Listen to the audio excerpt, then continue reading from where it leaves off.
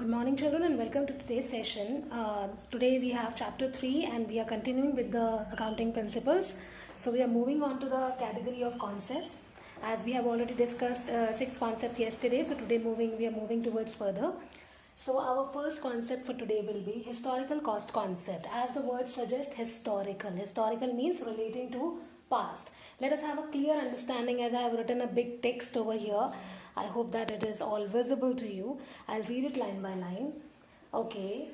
An asset is recorded at a price which is at which it is purchased. An asset will be recorded at a price in the books of accounts at which it is purchased and not at the price which is prevalent in the market. Historical cost concept suggests that we have to write the asset in the books of accounts at the price at which it is purchased and not at the market price which is still prevalent. Okay, it means that the asset is shown in the books of account at its past value. In the books of account, the asset will be shown at its past value. Past means the previous value at which it has been purchased. Okay, for example, if a building is purchased at rupees 20 lakh, you can have a look at the example. A building is purchased at rupees 20 lakh and 5 years later the value of the building becomes rupees 60 lakh. Now, the value of the building will be recorded in the books of accounts as 20 lakh minus depreciation. Depreciation means gradual decline in the value of the asset. We cannot record the building at a price of 60 lakh after 5 years because at the price at which it was purchased was 20 lakh. We can show the gradual decline in the value of the asset as depreciation, but we cannot record the asset at a book value of 60 lakh. It has to be recorded at the past value. Now, why is it being made? Why there is a need of recording the asset at the historical cost concept? The reason is that we have to avoid the personal judgment and bias. We always record any transaction in the books of accounts on the basis of source documents, on the basis of receipts, on the basis of proofs. And we had a proof at the time when the building was purchased by us. We had a registration process, we had all bills, we had all documents. So it is a proof that the building has been purchased at a price of 20 lakh. But there is no proof that the building is valued at a price of 60 lakh in the present year after 5 years. So we are not able to record the building at a price of 60 lakh since we are not having proofs. In order to bring about objectivity in our books, in order to bring about verifiability, it is necessary that any asset shall be recorded at a price at which it has been purchased since the documentation is done at that price. So this is called historical cost concept. Now moving on to the next concept of limitation also of historical cost concept can be discussed over here briefly. A limitation is that the increase in the value of the asset or decrease in the value of any asset is not recorded in the books of accounts. This is primarily a limitation, a drawback of historical cost concept, that we are not able to record the changes happening in the market prices of different products or assets. Now moving on to the next principle for today, next concept that we have, dual aspect principle, a very important aspect on the basis of which the entire accounting depends. Dual aspect, as the word itself suggests. Every transaction in the books of accounts should be having two accounts. One account has to be debited and the other account has to be debited with the same amount. Every transaction should be having two accounts. One has to be debited and the other one has to be credited with the same amount. This brings about equality, as it has been written over here. This brings about equality in the two sides of the balance sheet. If we have a look at the equation of the balance sheet, the assets should always be equivalent to the liabilities plus capital. So, in order to come up to this equation, it is necessary that every transaction should have two aspects. One has to be the giving aspect, then the other one has to be the taking aspect. Otherwise, the transaction will not become complete. Let us have a look at the few lines which I have written over here. For every giving, there has to be an equal and similar intake. Then only the transaction can become complete. So this is called dual aspect principle, which states that every transaction should have two elements in it. One has to be debited and the other one has to be credited. Otherwise, the transaction will not become complete. We have the third principle for today, that is, okay, let me see whether it is visible. The third principle is revenue recognition concept. Now, what is revenue? Revenue means earning. Whatever you are getting as a receipt, as a money after selling a commodity, that is called revenue.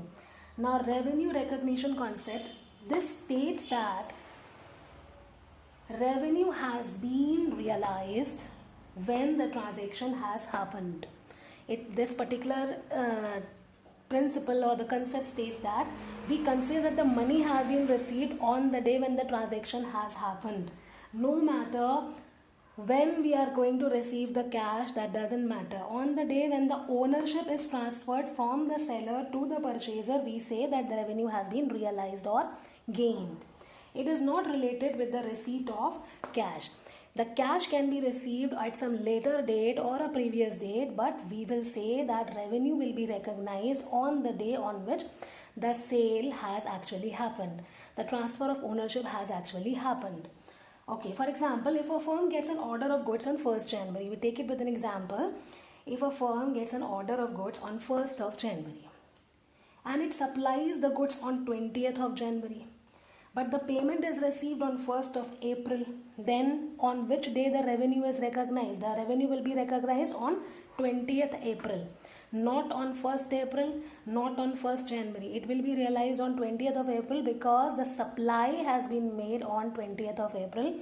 The transfer of ownership has been done on 20th of January. So the revenue shall be recognized on 20th of January, not in April, not in 1st January, because the transfer of ownership gets done on this day, that is 20th of January. So this is called revenue recognition concept, which states that revenue shall be recognized on the day of happening of the event or sale, on the transfer of ownership, not on the realization of cash. Now taking up with another example, another concept, that is matching concept. This is also one of the very important concepts of accounting. Now one major incidence about it is matching concept also talks about accounting period concept. So this is a little similar to that, but slightly different. Okay, the expenses for an accounting period should match with the related revenues. This concept states that the expenses in an accounting period means in a particular year, should be matching with the revenues that have been earned during that year only. It means if we are showing expenses on one side of 2020, then we have to show incomes of only 2020 on the other side. It should talk about only one accounting period. It is not relevant when the payment is made or recorded. It helps us to get correct profit and loss.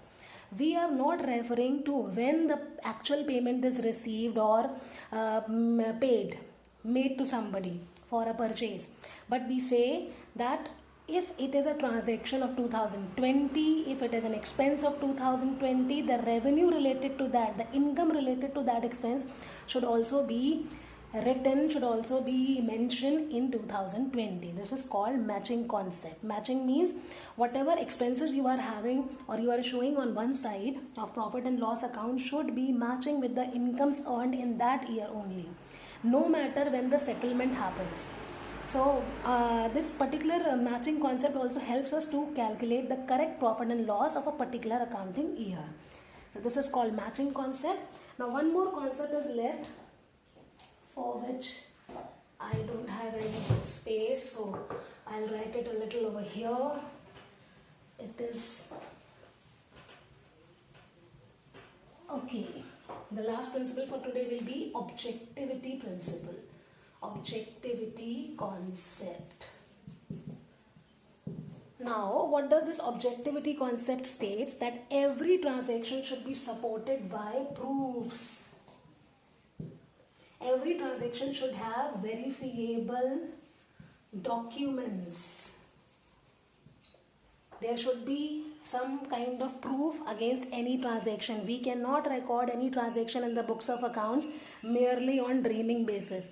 We should have proofs, we should have evidences in the form of source documents, so that our accounts show the correct picture of profit and loss, our account shows the correct picture of balance sheet. We are not depending upon merely on dreaming basis, on hit and run basis. We have to record any transaction on the basis of source documents, on the basis of evidences, on the basis of proofs, so as to avoid bias, so as to avoid any partiality, so as to avoid any misunderstanding. So this is also a very important principle which has to be followed. So today we discussed all these important concepts, and tomorrow most probably we'll discuss about the conventions. We are finishing up with the concepts over here, so see you in the next video.